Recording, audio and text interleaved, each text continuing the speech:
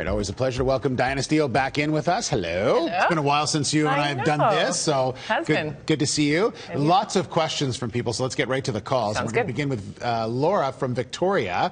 Hi, Laura. How are you? I'm good, thank you. Good. You want to talk about flaxseed, right?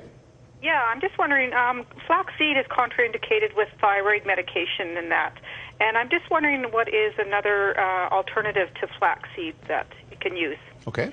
So it depends on what you're using it for, but flaxseed is very high in omega-3 fats, and so that's one of the benefits. The other benefit is the fiber and the lignans that are in there, which have been shown to have benefit in terms of reducing your risk for breast cancer. But in terms of the omega-3 fats, other great sources of omega-3s would include walnuts and pumpkin seeds, and even hemp seeds have some omega-3s in them, and a little bit of protein as well. So if you're using it in a smoothie, that could be a good option. The other option is fish oils, which are even higher in omega-3s, and they also have DHA and EPA, and those are the two omega-3s that have the most benefits. So I would even say if you're just using it for your smoothies, you might as well switch to a fish oil if you're not vegetarian or vegan. Are you someone that likes people take those fish oil pills every morning? Is that something you should do? It can be really beneficial, and up to 100 or 1,000 milligrams per day is recommended for brain health as well as heart health. Okay, good. And inflammation. All right, Lynn is in the Shuswap, and she's a question about sugar. Hi, Lynn.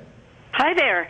I would like to know if my body really knows the difference between white sugar, brown sugar, raw sugar, honey. That's a good question. It doesn't. No, that's an excellent question. You know, we often think brown sugar is going to be more nutritious for us than white sugar, but sugar is sugar, and it all is broken down into glucose, and yeah, you're still going to get 4 calories per gram. And the difference in nutrients between a brown sugar versus a honey, there might be a minuscule amount of minerals, but not a significant amount. So I think the big message is to use less sugar in foods because we consume way too much, and it's an empty calorie food, which means it's giving you calories without any nutrients. And so if you can keep your total sugar intake to less than 50 grams per day, or less than 10% of your total calorie intake, that is what's recommended. We've turned a lot to stevia. We heard a lot about stevia. Yeah. Popular alternative. 0 calories, plant-based. It's considered a natural alternative, but it does have a little bit of an aftertaste. Okay.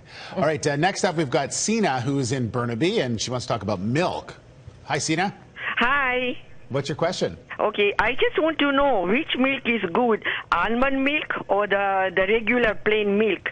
As I understand that regular plain milk has a lot of sugar, so wanted to ask So regular plain milk only has the sugar that's found naturally in milk, so that's the lactose, and it's found naturally in there. So when you look at your food label on milk and it tells you how many grams of sugar or grams of carbohydrates, which I think is about 9, that is what's naturally occurring in the milk. There's no added sugar. So you'll read the ingredient list and you'll see that there isn't any added sugar. One benefit of having milk versus almond milk is that you do get the protein in there, about 8 grams of protein per cup, whereas when you're having an almond milk, there's maybe 1 gram of protein. So when you are choosing an almond milk, it's just fine to do so. You want to make sure that you get one that is calcium fortified with vitamin D, so you can check that on the label. It will say calcium fortified with vitamin D, and it will tell you that it's got about 10% vitamin D and about 25 to 30% calcium on the label, and that would be equivalent to what you would get in a glass of milk, but you're missing out on the protein. So get your protein from eating the actual nuts. It's great because you go to a supermarket and there's so many different varieties of milk now, from almond milk to soy milk to,